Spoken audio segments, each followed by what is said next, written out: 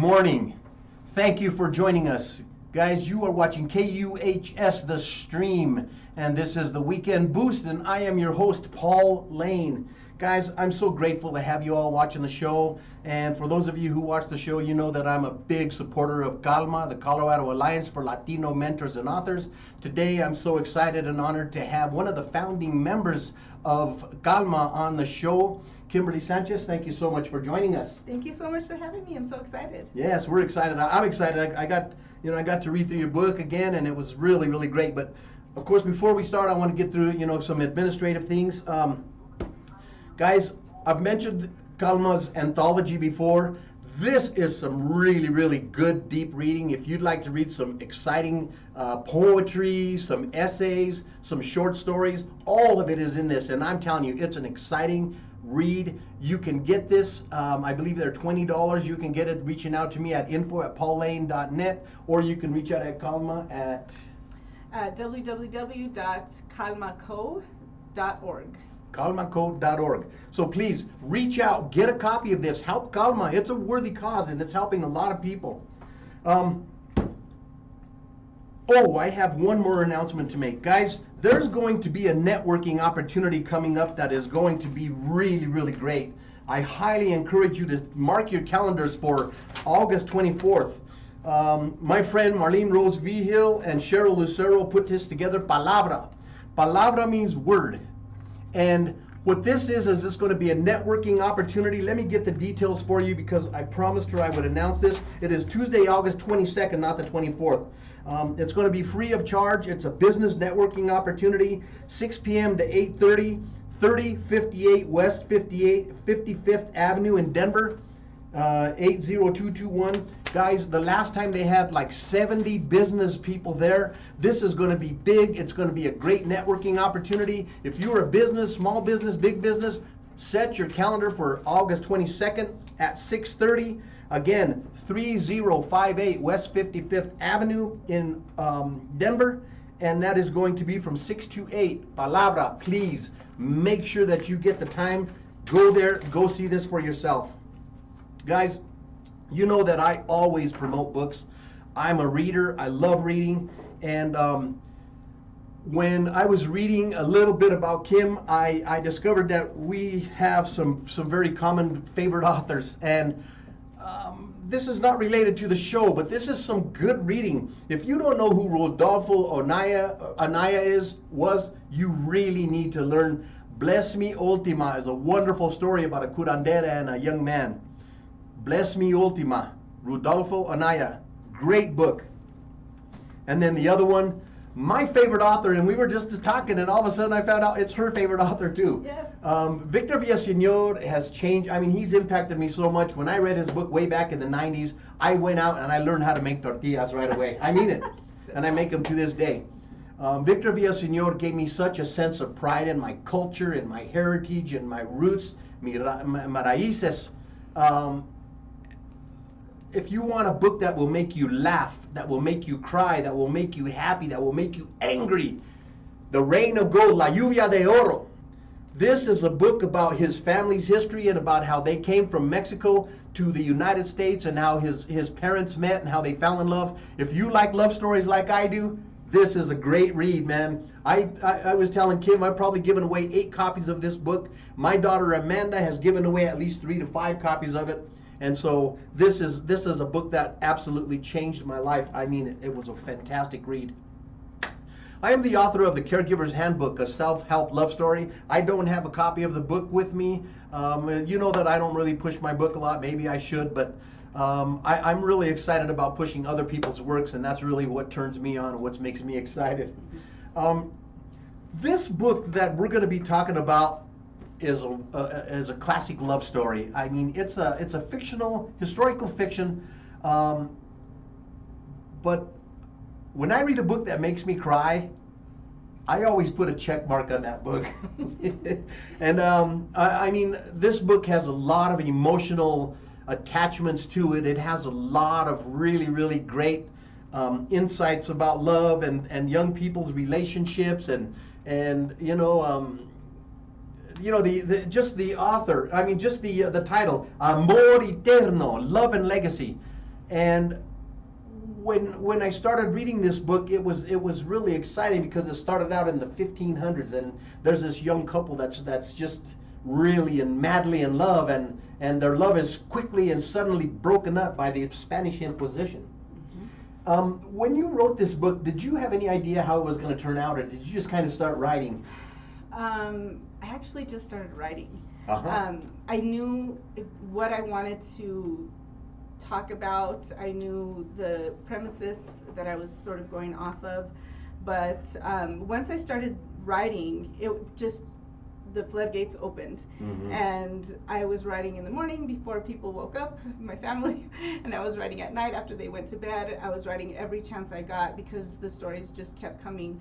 And then once I got the basic premise of it together, then I realized that this story was bigger than just one novel. So yeah, I know exactly how all three in the trilogy are, gonna work out, like from beginning to end. It's gonna come full circle. And so yeah, it's definitely a process, but Yes. when I first started, I wasn't sure, and then once I got into it, yeah, I was like, yeah, I definitely have an idea of how the story's gonna go. It's so interesting because a lot of people don't know that during the Inquisition there were a lot of Jewish people, the Sephardic Jews that were in Spain, and some of them were really forced to leave, to literally escape, because they were going to be killed, and many of them became Catholic and Christian because they had to defend themselves, conversos. Absolutely, yeah. It was a matter of life and death. In Truly. 1492, when Isabella, the queen, and the king decided, and Ferdinand, they decided that they wanted one Spain, and they were already out in the New World, the Americas. They decided they wanted one religion as well, and if you went outside of that, you were either cast out or you were killed.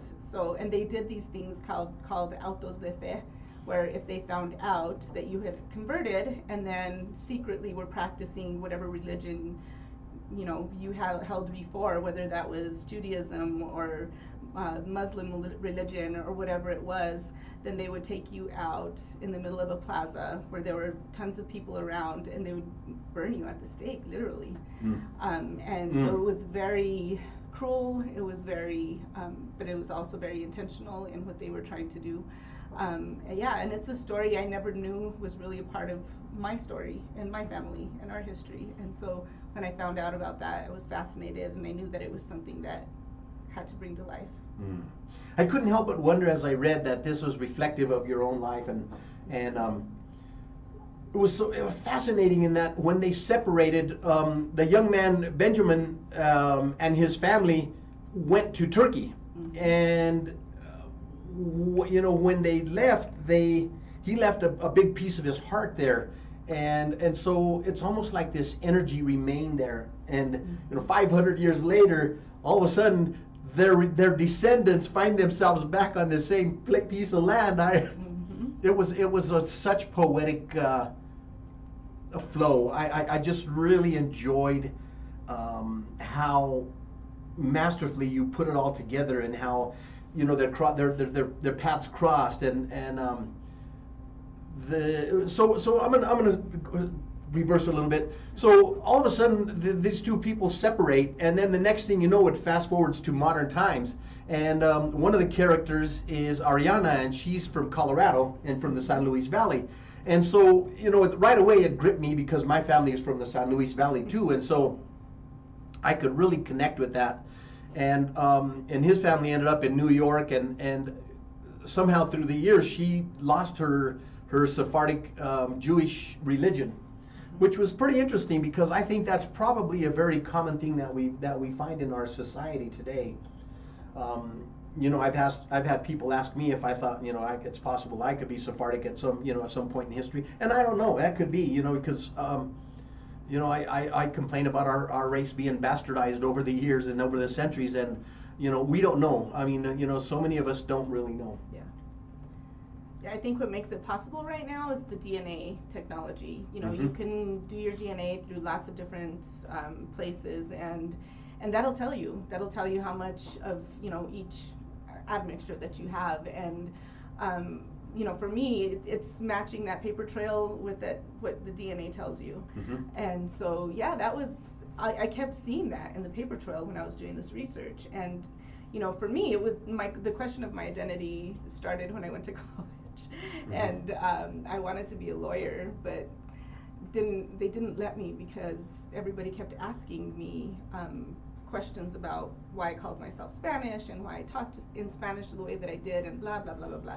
And this was everyone. This was from professors to the students to, you know, everyone. And so I was really curious about that. And I was like, well, you know, my family, my grandparents, my great grandparents couldn't be wrong. You know, our language has to be valid. That was their first language. And so I started digging and digging and digging. And in that research, I just came to love genealogy, and I just started to really want to know more. And every time that I, you know, found something new, I started to see like Stars of David everywhere. And I was wondering what that was all about, because my family is Catholic on both sides, absolutely, you know. And so it was very interesting to me. So I continued to dig more, and ultimately found out that you know, in northern New Mexico and southern Colorado, and I'm sure everywhere else, probably in Mexico and other places as well, that there are these traces of DNA that go back to these people that had to be pushed out of their land, you know, and they were very secretive about it. The diaspora of the Sephardic Jews goes all over the world, and we, you know, what we know is that there are still elements of those pieces that were carried throughout those generations, which is a miracle in and of itself, because there's foods, there's little practices, you know, little things, and people on their dying bed that would tell their children, you know, this is who you are, this is what where your family comes from. But it all had to be done in secret because it was a matter of life and death. And so that just carried over, you know. And so to me, that was super fascinating. And yeah, I had to bring that to life. Yeah, and I like in the book where she would say, man, I don't, you know, the same thing you just said. Why do I have words that they don't understand? Why do I use words that even the professors don't get? And when you said that just now, it's like, oh man, that's so, I mean, it's really so incredible how those idiosyncrasies or those little language tidbits just follow us through generations and generations. I talk a lot about how in San Luis the culture is unique of all Latino cultures in the world. Their marriage customs, their food, their music, I mean their dress, I mean family values are so unique in all the world, and this actually adds to that and makes it, even gives it another dynamic in that it's just unique. It's unique to this group of people, and so it just gave it a lot more depth for me. For sure, yeah. Words like mesmo instead of mismo, semos instead of somos, the TES ending instead of the STE ending for past tense, the truje versus traje, see, now I'm getting confused. Okay, trujiste tu comida instead of trajiste tu comida. So little things like that. You know, there's the buñuelos, you know, those come from bimuelos, which are a Sephardic, you know, dish. There's a lot of different things that I found, I think, that we can connect either back to the 16th century or little elements from that culture as well. So, yeah.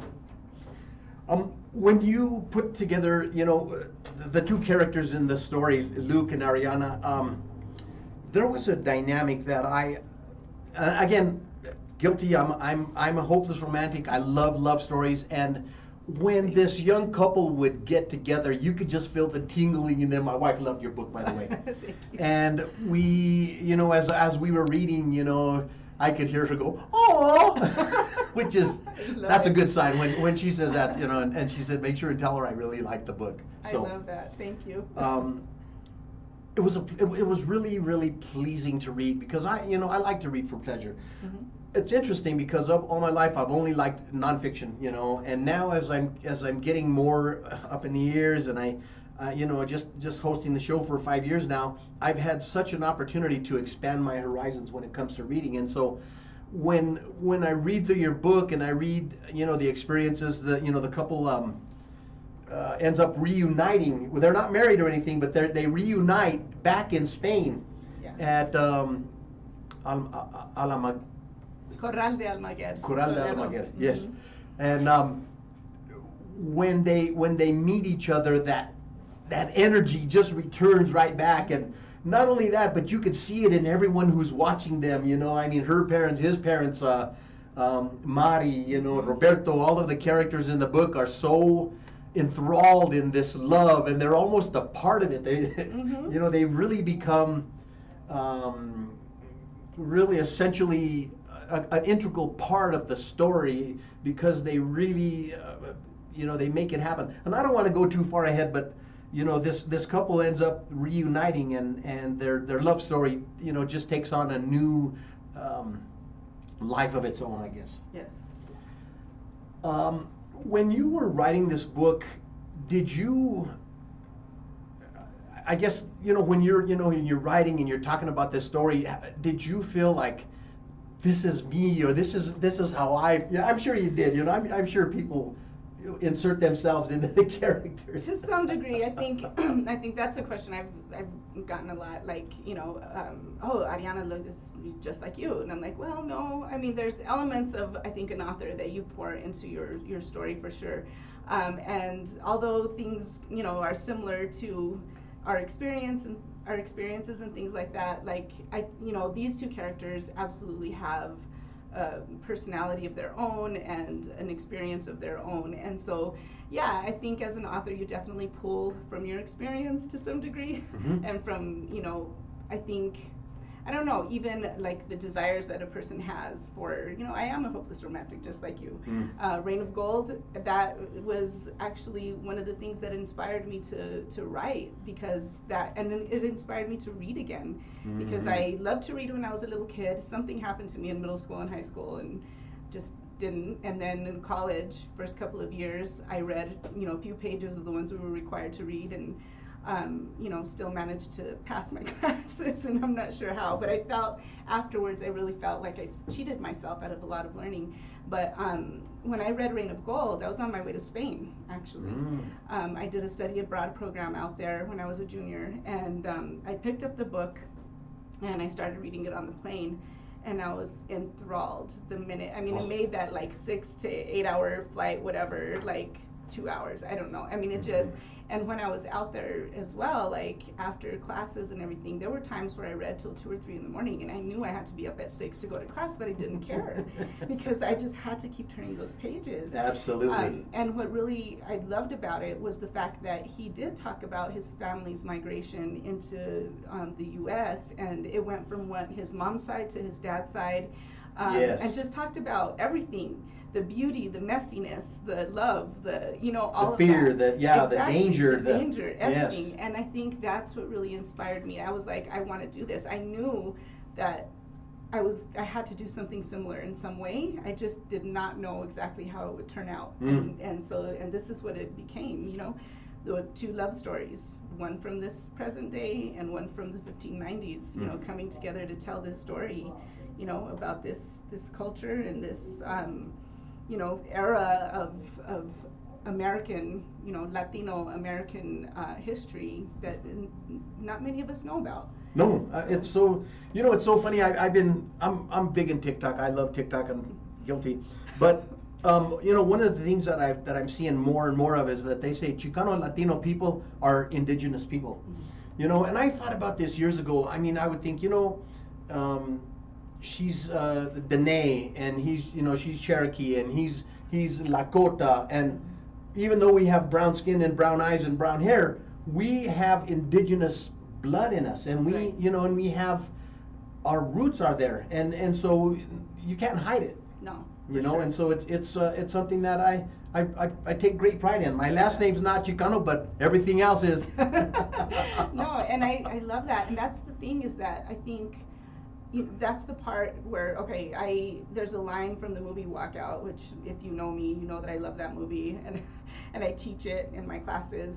But at the very beginning, the teacher is talking to the students and asking them to open their textbooks to the page where there were, you know, Mexican Americans in the Civil War, and he was throwing out names and these ideas, and the kids are like searching through the pages, and they're like, Mr. Castro, you know, that's not there. And he's like, well, that's funny, we were there. And he's like, Wow. you know, he said and somebody asks in the class, like, well, did we win? And he's like, well, no, we lost and we won because we were on both sides. And he said, but you know what we lost is we lost our legacy. And he said, because if it's not written, it didn't happen. And that's one of the things that I put in the forward of my book is that if it's not written, it didn't happen. And for me, this book is the telling of that story, that it did happen, and the reminder that we have a complex history. The people from northern New Mexico and southern Colorado have that piece of Sephardic ancestry. We have the beauty of the indigenous, whether it's Pueblo, Tiwa, Tewa, you know, Isleta, whatever it is, Taos. We all have elements of those, or the Utes, you know, we all have elements of that history within us as well. And we have French, and we have Spanish, and in my family we have Portuguese. Yes. And so we're a big mix of a lot of beauty, and that's how I love to think about it. Yes, embrace that, man. Yeah. I love it. You know, it's like, I've never done, you know, the 23andMe. I've never done it. I've always been reluctant. But both of my daughters did, and you know, it was pretty interesting. They had, you know, Eastern European and indigenous blood, you know, but I'm still reluctant to do it, and I'll get around to it. Did you grow up speaking Spanish? Ha! I love that question. Spanglish is what I grew up yes. speaking, but Spanish was definitely not my first language, and it was because of the history behind that as well. Yep. You know, I think we're taught. There's a shame in that. Yeah, we're taught not to embrace who we are, not to embrace the beauty of our language and our culture. My parents got hit with rulers for speaking it in school. My mama too. And so, yeah, it was something that they decided when my brother and I were born, that we needed to navigate the world in English instead of Spanish. But it was a part of us. I mean, we heard it with our tios and tias and our grandparents, and it was all around us. And if they didn't want us to know something, they would speak in Spanish, which made us all more curious, right? We had to know. And so, you know, so it was, for me, that curiosity that, you know, made me want to understand what was being said. And then I took the classes in Spanish, and of course they're teaching me, tocino instead of jamon for bacon, and you know, all these different words that weren't a part of how we spoke. And then we had, you know, people of other Latino countries that were there that would say, así no se dice. And so that was another part of, you know, my shame in speaking my own language. But I still am proud that I decided to continue learning, you know, because that's who we are. That language is a huge element of our identity, and it's kind of sad that we have to go back and reclaim it, you know, but I think it's something that is important to do, you know. Yeah, so Spanish was not my first language. Spanglish is always what we spoke. And even my kids, like, you know, they know the Spanglish that we speak around the house. Now I'm starting to, when my son is starting to take Spanish in high school, and so we're starting to put the conversations together, because I think that's important too, that, you know, the entire communication piece, because you can say trapo and puela and little words, yeah, phrases. Estropajo and toallita, but you know, we have to be able to pull it all together in a conversation, you know, to just, like I said, reclaim the language that's ours. Yes, yes. I really like that you didn't compromise in the book. When you had someone speaking in Spanish, now my reading in Spanish was horrible, but man, I tell you what, I got through every word, every bit of it. And I really like that at the very bottom, you know, if you're not a Spanish speaker, you can actually read it in Spanish and then go down at the bottom, and everything is all translated into English for you. So, you know, there was times when there were big phrases, you know, and I would just go down to the English and not read that, because I'm like, oh, I'm going to make a fool of myself. But it was so cool because, like I say, you didn't compromise. You put it right in there in Espanol. Yes. And so when the reader's reading it, you feel I felt much more immersed in the topics, you know, because it made you really feel that, you know, you're a part of the story. Yeah, that was very, very important to me. And I don't, if you notice, like, if it's Ariana's grandparents or parents speaking, it's our Spanish from northern New Mexico and southern Colorado. And if Mari and Roberto and the people from Spain are speaking, it's the Spanish from Spain. I was very intentional about that, because I want you know, that distinction to be known. Because all of us have different dialects, you know, and ours is very special, very unique, and very beautiful, and I want to make sure that that's represented. Yes. And so yeah, it was definitely, and I definitely didn't want people to have to, like, you know, go to a dictionary or get online and like Google search, what does this mean? So yeah, it was very intentional for me to also have that translation as well. Yeah, I thought it flowed very nicely. As I was reading it, you know, and I would get to a phrase and I would go back and read it in English, then I'd read it in Spanish, then I'd read it in English. I want to learn as much Spanish as I can in this lifetime, and so I really took that as an opportunity to read and translate to myself. So I really appreciated that as part, you know, it's a part of the book. The relationship that these two people have, it transcends. I think it's just, you know, when she sits there and she looks at Luke, you know, Ariana, she sits there and looks at Luke, and you know, she just feels this tingling inside, and you know, and when he looks at her, you know, he just has this feeling of, you know, he's where he belongs. He's where he's home, you know. Exactly. And so I really appreciated that aspect of the love story. Sorry, I'm guilty. Yeah, it was really interesting to hear, you know, their experiences. Castilian Spanish is very different, you know. A lot of times they speak with a lisp, you know. They say Madrid, you know. Yes. I was fortunate to have met two young men from Spain when I was a young man, and they talked about Castilian Spanish. My mom was fluent in Spanish, and you know, she would talk to them and she would say, yeah, a lot of these words are very different, you know. Then her parents came, and so we got to really get immersed in the Spanish. And again, I didn't speak Spanish, but I would just sit there and listen to them. It was fascinating. Totally. Because even as a non-Spanish speaker, you could listen to it and you can hear some subtle, you know, differences. Oh yeah. Now tell me about your trip to Spain. Did that have any impact on this book? Oh, of course, absolutely. I mean, getting there, that's like a dream, right? To go back to visit Spain for me anyway. And so when I first got there, it was hard, I'm not gonna lie. Like, I went through the first month, and because I didn't understand the language, they spoke so fast. And I mean, if you know the language and the dialect from San Luis, it's very slow. It's like a song. It's like a country. It's like And so when I got there, everybody speaks so fast, and the words are very different. And so I didn't understand a lot of what they were saying. Like, it took me a long time to really, you know, pay attention and read their lips and try to figure out what was going on. And so, yeah, I went through a lot of things that first month. And of course, you know, I was like typical, like, neon sign American kid. You know, I was wearing like faded black jeans and Chuck Taylor tennis shoes. And, you know, and I was like walking around this place by myself with a backpack and a camera. And so I got targeted by a couple of gentlemen who I was sitting in the park writing postcards. And one of them came up to me in Spanish. They asked me, ¿Sabes la historia de este árbol? Do you know the story behind this tree? And it was the roots were like really big and sticking out of it, you know, in the ground or whatever. And I was, you know, I'm still very skeptical, but at the same time, I'm kind of naive. So I was like, no, I don't know the story of it. And I just kept writing, and I remembered something that they told me in class, and I was like, oh yeah, I remember. So I get up and I start having a conversation with this person, and he's like, oh, you know, are you from England? And I'm like, no. And he's like, well, your accent in Spanish is different. And you know, he just kept asking me all these questions. Well, then I sat back down, I grabbed my binder and continued to write, and then I felt the energy that something was wrong. And I looked down, my backpack was gone.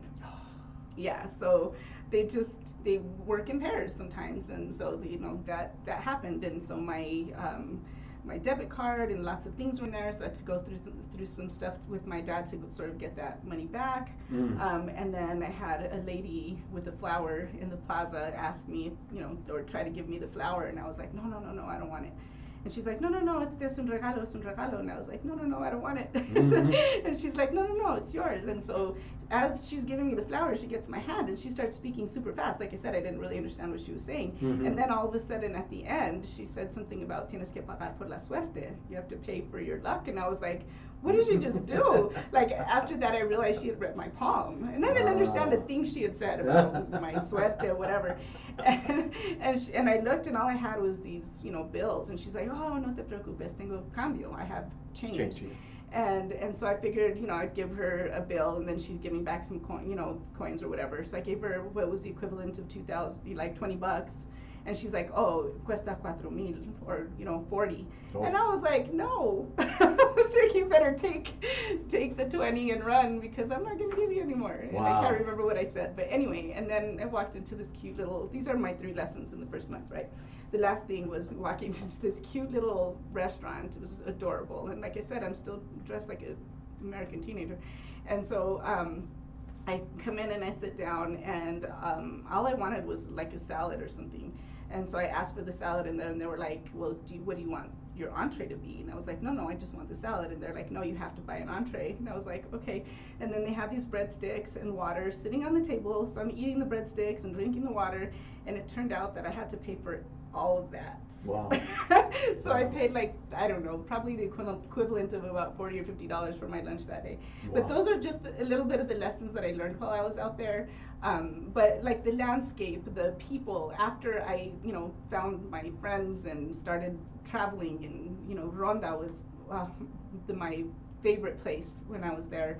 We went to Cordoba, we went to Costa del Sol, we traveled, you know, to all these different places, and as I got to know the people and started to understand more of the language, and, you know, able to respond after 4 months, you know, you kind of get to know the place a little bit, and it was just an incredible experience that I will never forget. It will be etched in my mind forever. And so, of course, that had to be a part of something that I wrote, because the landscape, the people, the energy, the way of life, like, they work to live, not live to work. Yes. If that makes sense. Yes. And some of the things that I learned while I was there, I'll always hold, you know, dear to me, and they'll always be a part of the way that I try to view the world as well. So. Yeah, did you gain 10 pounds? Story. Oh my gosh. I know Ariana gained 10 pounds. It was insane, because there's like fresh bread. Like, every time you turn around, there's this bakery that has this amazing, you know, bread that's there, and I love bread.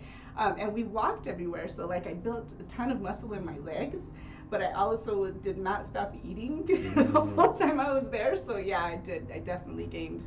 Yeah, I just said share that because Ariana said she had gained 10 pounds. Yeah. Yeah, that was pretty interesting.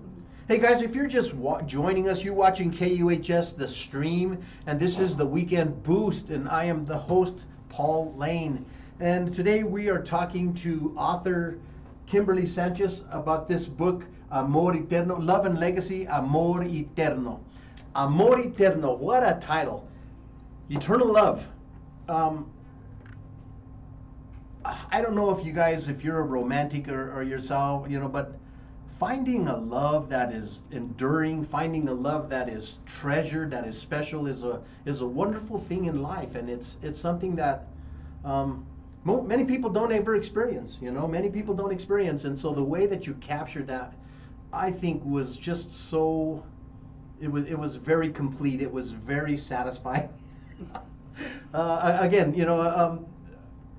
I'm a kind that, you know, watch The Notebook 10 times. I do. I could watch it again and again. I love a story about love. I think it's just it just makes life so much more palatable, so much more enjoyable, and you know, it makes the little things in life so much more pronounced and so much more wonderful, you know. And right. So there's my admission on my soft side. But and we're kindred spirits, because I'm a Hallmark girl, and all of the Notebook, yes, all of that stuff, I just eat it all up. Yes. Love it. As I was getting to the end of the book, there's a scene where the two main characters get together, and this emotion passes between them, and it captured me so powerfully that, I mean, I had to stop reading because I was so choked up. And I mean, guys, if you want a book that'll make you laugh and cry, I mean, this book is a great read. Amanda, if you're watching, I want you to make sure and get a copy of this book. Where can people find your book? It's still on Amazon right now. I haven't made any copies or printed any copies lately. I was at the Colorado Society for Hispanic Genealogy at the end of July, and I printed some for that presentation, but I haven't made any more copies because I'm waiting to finish the other two. Yes, so talk about that. In this Ramas y Raíces, the best of Calma, at the very end are two excerpts, one from book 2 and one from book 3. The second book is called Voyage to Destiny, and the third book is called Journey to the Stars. So the first book, Amor Eterno, is about this introduction to the idea of Sephardic Judaism in the area of the San Luis Valley, and some of the things that people endured in Spain, having to flee their country and go to different places. Again, Luke's family goes through Ellis Island from Turkey and into New York, and Ariana her family comes in through Mexico City and up into New Mexico. So that introduction of the families and the two love stories from the past and the present is really the center of the first book. The second book is more about Voyage to Destiny, right? It's Catalina and what she experiences when she has to leave Spain and makes that decision. She leaves Spain, and what was it like to be on that water for 3 months? Mm-hmm. What was that like to be a conversa, knowing that she was still Sephardic Jewish, but she had to pretend like she was someone she wasn't. Because that Inquisition was not just exclusive to Spain, it was international. It was worldwide. It was worldwide. Mm-hmm. And so what was it like for her to, she gets married. Spoiler alert, that's all I'm going to tell you though. She gets married, and she has to take on this new persona, and she has to live in close quarters, still trying to practice her religion, but pretending that she's Catholic and Christian. So what was that like for her? And then getting to Mexico City and exploring the Americas and what that new culture was like for her there. And so that's the second book. We really dig in a lot deeper into some of the things that Benjamin deals with, but a lot more about Catalina and her voyage. And then the third book is about Journey to the Stars, which is that expedition with Juan de Oñate from Mexico City into New Mexico. And again, what was that journey like? What was it like for them to be in those caravans, traveling the 3 or 4 months it took to get there, and during the weather, and during what they found along the way, and encroaching upon our indigenous ancestors, and what that dynamic was like as well. And so those are the 3 books. Again, we hear a lot more about Benjamin and some of the things that he had to endure being tortured by the Inquisition, how he escaped, what he had to do, because his one-track mind is Catalina always. And what was it like for him to have to endure all of these things and try to get back to her, because he finds out that she's in the Americas, and what what lengths does he take to get there, because that is that deep love that drives, Interno. Yes, exactly. To be able to get back to his love and to his home. You said that earlier about Luke and Ariana, their home when they're together. Yes. And Catalina and Benjamin is the same thing. That is the reflection, the mirror image of themselves and the other, and they can't live one without. Life is intolerable without the other. Incomplete. Yes. Yes. And so, for both the current couple and the couple from the past. And so, it's all the tumultuous things that happened, the beauty, the things that happened, and of course the love. I'm going to say it was very abrupt when Catalina and Benjamin are together in the beginning of the book, and there's this magic and shooting star. Oh, that was later. Yeah. But they're by this river there, and they're gonna. Oh, he tells her, I'm going to be leaving. I have to go to Turkey. My family's going to Turkey. Well, she's going to go with him. Oh, yeah. And the next morning she wakes up and their whole family's up and gone because the authorities had come to hunt them down in the middle of the night. Yeah. And I mean, as you read that, I actually was able to really put myself in his place and their place and feel that emptiness, that surge of just. Yeah. And I could really feel it. I just I want to torture. share that with you. Yeah, it was just torture because this passion that was between them was very relatable, and when all of that happened, and then the next thing you know, it you know, fast forwards to modern times. It was like, what happened? Wait a minute, go back. Yeah, but it was really very, very pleasing to, you know, to just read and how, like you say, the legacy, generations past, all of a sudden these two individuals cross paths just at a bookstore. Yeah, exactly. Well, and it's the element of magical realism that I pulled from Victor Villaseñor and Laura Esquivel and these amazing authors that I, you know, was inspired to read after reading Reign of Gold, you know, that I really wanted to include here too. And you talk about the shooting stars. And again, that's the title of the last book, Journey to the Stars. And how do Benjamin and Catalina get there? Because they are their guides throughout this process to get Luke and Ariana back together, because they want their love to continue and endure through the generations, and it's them that's going to be able to take them there. So yeah, that's part of what I love about writing. Yeah, I do. It's really you know, when you're reading it and you're just, I mean, with anticipation, you know, turning the pages, and it's like, I shouldn't be this into this kind of a love story, but I am. You know, that's just how I'm wired. I don't know. I guess I've been very fortunate to have had, you know, a feminine side. I don't know what you want to call it, but no, it's beautiful. I love it.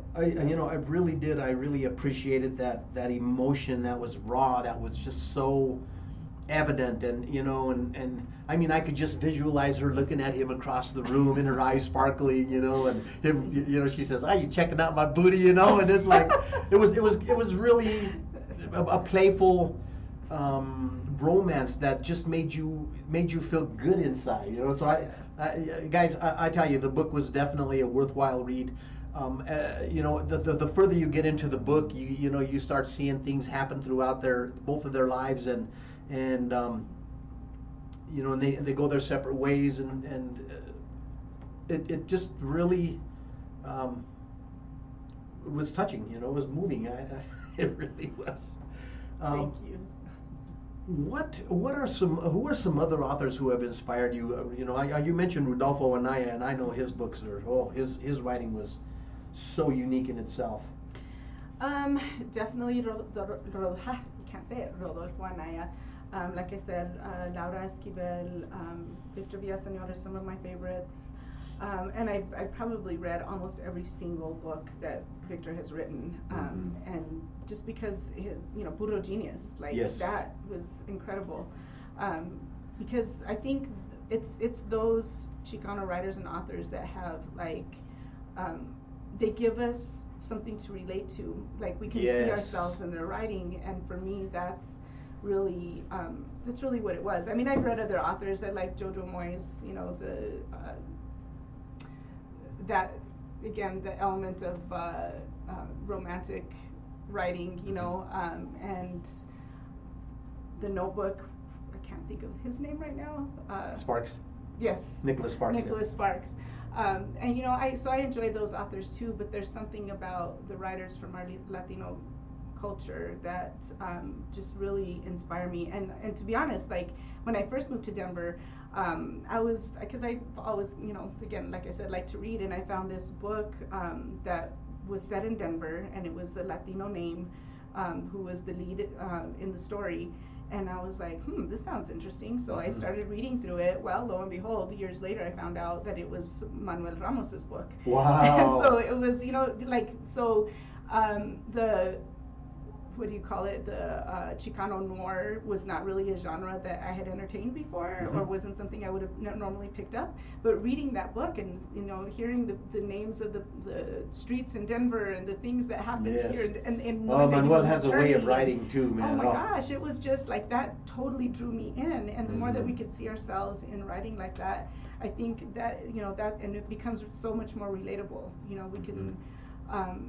We know that our stories are valid, our stories are real, and it doesn't have to be anything really serious like life and death, like the Inquisition or anything like that, but just a detective story like Manuel Ramos's book, you know, and it's just it makes it fun, you know, to see yourself represented that way.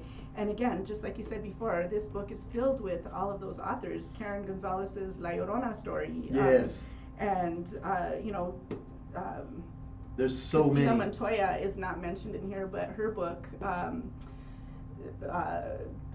The Sacred Roots of Ofelia Rosas, and now her new one, If I Never See You Again. You know, those stories are also set, you know, well, the first one is in Denver with this grandmother, this figure, that I think we can all relate to as Yes. well. And, you know, so some of, I guess, the authors that have inspired me the most are the ones that I've read more recent and that are part of this Colorado Alliance for Latino Mentors and Authors. Mm-hmm. The poetry, Ricardo de la Forêt and Oh, man. Ricardo Bogart, Frank Davila's there's Outburst of Dreams. You know. Beatrice Montoya, there's so Yes, many. There's so many. Yes. And so I would encourage anyone who's listening to just get on that website and look at all the array of the stories that we have.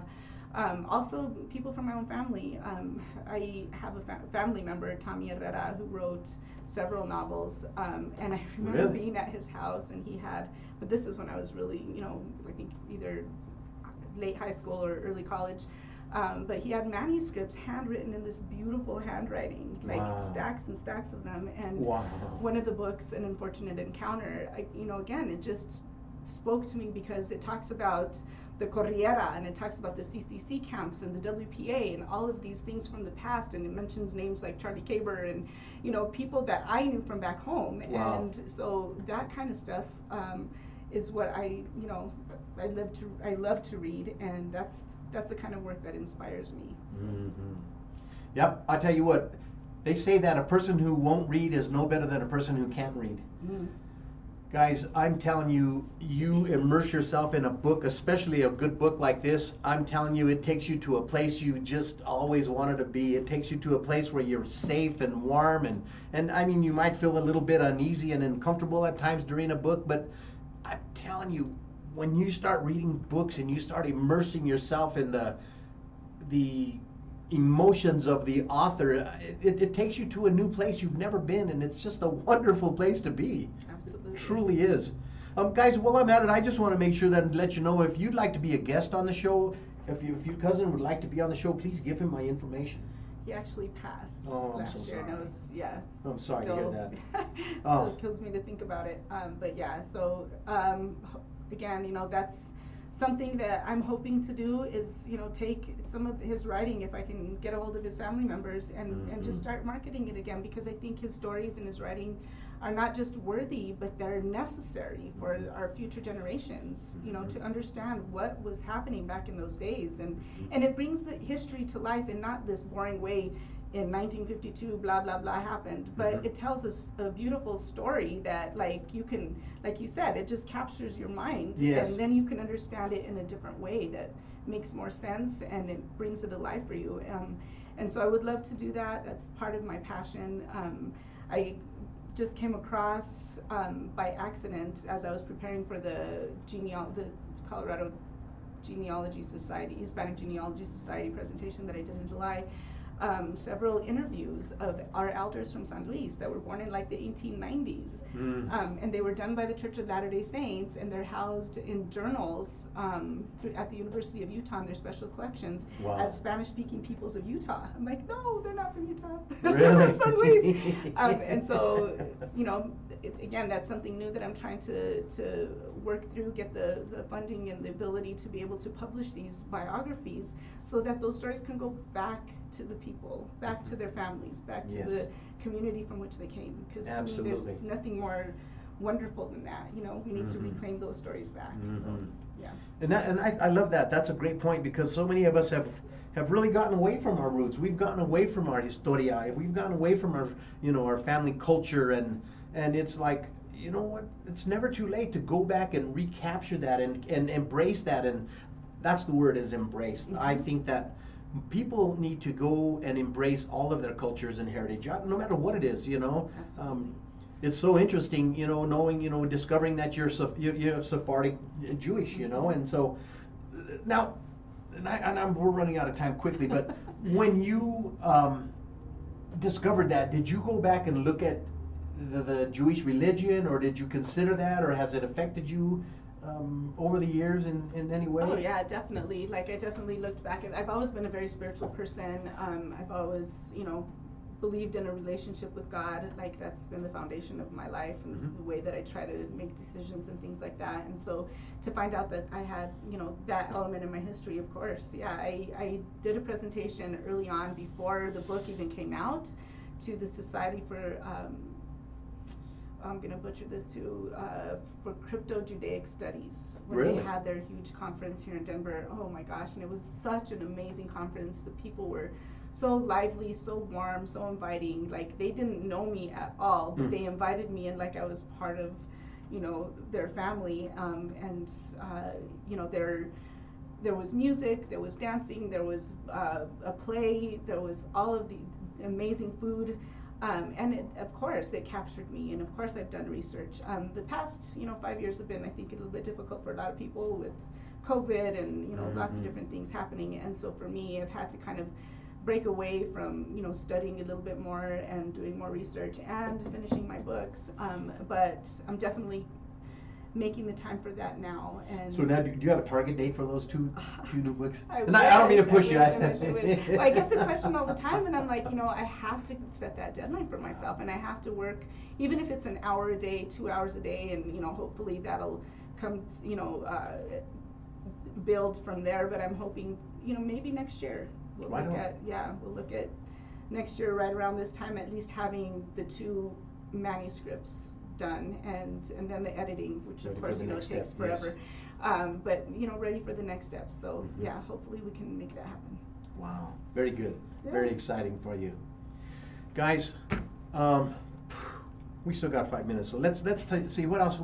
What are the things that are, you know, points that you'd like to convey? What, you know, what would you like your listening audience to know about you and about your writing? You know, what are some things that you'd like to share? That's a great question. Well, I think, like, anybody that knows me knows that I have a one-track mind, and it always heads back to northern New Mexico and southern Colorado and the people from back home. And even though I've been in the city for, I'm not going to say how long, because then it'll tell you that I'm that I'm really only 12 or 13 years old. But yeah, I think for me, all the work that I do really tries to highlight again that the beauty of that area. So many times what we see on the news is all negative. If we see, you know, the San Luis Valley, it's about something, you know, negative that happened. And what I tried to do during COVID too was pull out those stories through videos on YouTube. So if you do a search, La Gente Legacy on YouTube, you'll find about 30 videos with people that are just doing some great things. You know, there's people in the military. A friend of mine retired after 25 years in the Army, a cousin of mine from the Navy, and authors, a lot of the Kalma authors are featured on there, but a friend of mine, her daughter is a makeup artist, and a truly gifted, talented makeup artist, and she used to do these 30 days of, or 31 days of Halloween and have a different look for every day, and it's incredible. Like, another friend of mine is a DJ, she's local here in Denver, Audrey Garcia, and so it's, I try to highlight all the beauty that I see, like the amazing work that I see happening back home, so that people know that, you know, we're not just sitting in the shadows, we're not just doing the negative things, that there's amazing things happening with our gente. Yes. And so, you know, moving forward, I want to talk more about our food and our traditions and things like that, and I'm going to try to start posting a lot more on Instagram and on YouTube again, to you know, to just, again, like, just to show, to try to put our story out there. Enlighten. Exactly. Yes. And really make it more, so that people understand who we are, and the questions don't have to come. They just know, oh, you're from that area. Yes. That's the problem, is what I've seen, is that, like, all over Latin America, everybody has a flag, right? Everybody has a nation. When you're from northern New Mexico and southern Colorado, we had 3, you know, in the course of the history that we've been there. And so it really is hard to identify and to articulate who we are in that way, because we don't have a specific nation other than the U.S., you know, that we can attach ourselves to, but we're still Latino, we're still distinct and unique. The interesting dynamic that I always point out is that, you know, my family's from Walsenburg. I'm a 5th generation Colorado native. Nice. When Mexico became the United States, the Mexicanos called us gringos, and the gringos called us Mexicanos. Yeah. And it's still that way. Yeah. It's still that way. And so my mom told me when I was a kid, Hito, you're gonna have to work twice as hard to get half the credit. Oy. And it's true. I'm sorry, but it's a true reality in this society we live on. And so what we have to do is we have to lift each other up. We have to lift ourselves up, have high goals, have high standards, represent ourselves, represent our culture with great pride, Exactly. with great cultural exuberance. I mean, Absolutely. exuberance. Yeah. Guys, I want to put a plug in for Calma one more time. Colorado Alliance for Latino Mentors and Authors. Guys, I'm telling you, become a part of this. It's such a worthwhile cause, and it reaches out and touches people's lives in such a powerful way. We are about out of time, and I mean, this has been such a fast hour. I'm so grateful. Thank you for coming on the show. Thank you for having me. We will be back in 2 weeks, and as always, guys, everyone is looking for a hero. And if you can't find one, be one. Amen. Be one. Amen. Thank you so much for Thank being you. a hero, and thank you for coming on our show. Thank you for having me. Guys, please stay tuned to KUHSdenver.com because we will be featuring, I believe, Paul Chavez, Mr. International with the deep cuts. And if Paul's not here, there's going to be good music anyway. I tell you what, KUHS is where it's at. Thank you for joining us. This is KUHS, the stream, and this is the Weekend Boost, and I'm your host, Paul Lane. See you next time. Love you guys. Thank you. Bye. That was cool. Man, it went by so fast. I did not even realize when you said